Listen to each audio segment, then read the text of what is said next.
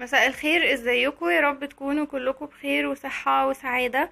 المنيو بتاعت النهاردة هتكون كباب حلة، ورز بشعرية وبطاطس محمرة. تابعوا معايا الفيديو للآخر عشان تعرفوا عملته ازاي، وان شاء الله في اقرب وقت هعملكوا الفيديو بتاع كنافة بالتمر بإذن الله. هحتاج للوصفة دي نص كيلو لحمة مكعبات، دي كندوز، وسمنة بلدي. انا استخدمت هنا سمنة بلدي، وطبعا على حسب الرغبة، يعني موضوع السمنة او الزيت. وبصل. الكباب الحلة بتحتاج بصل كتير شوية، فدول تقريبا حوالي 4 بصلات انا كنت عاملاهم في الفريزر، وتوم وملح وفلفل وبهارات، واي توابل تحبيها طبعا. هنا حطيت السمنة على النار وحطيت فيها البصل كله يعني، وهبتدي اشوح فيها كده لحد لما يكون لونها بني زي ما احنا شايفين كده.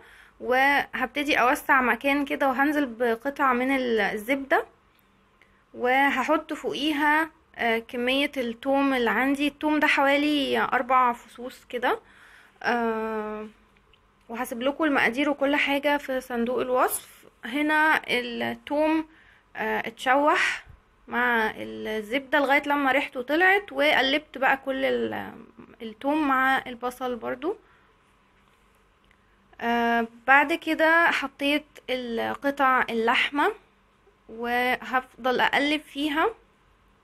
لسه مش هزود مية دلوقتي ولا اي حاجة، تقليب بس كده مستمر لحد لما اللحمة تاخد لون، يبقى لونها بني، يبقى لون اللحمة الاصلي اللي هو الاحمر ده يبقى مش باين خلاص. وهحط بعد كده التوابل.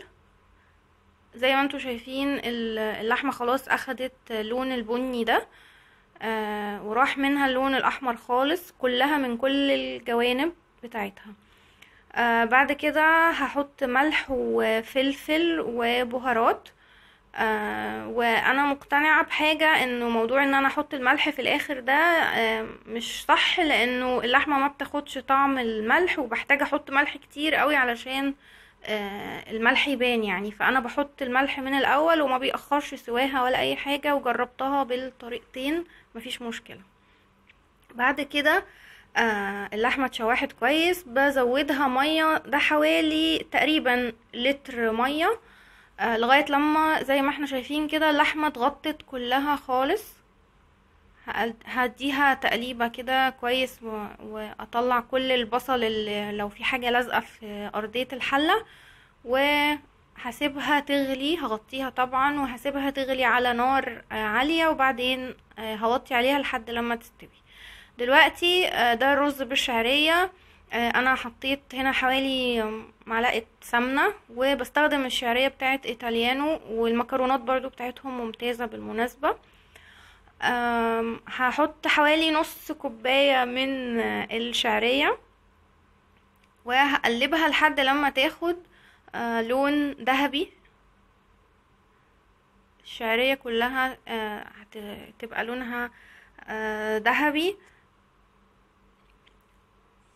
كده. اللون بقى تمام. هنزل دي كوباية رز، يبقى نص كوباية شعرية وكوباية من الرز المصري، وهفضل اقلب فيهم كده لغاية لما يعني الشعرية والرز يختلطوا مع بعض كويس.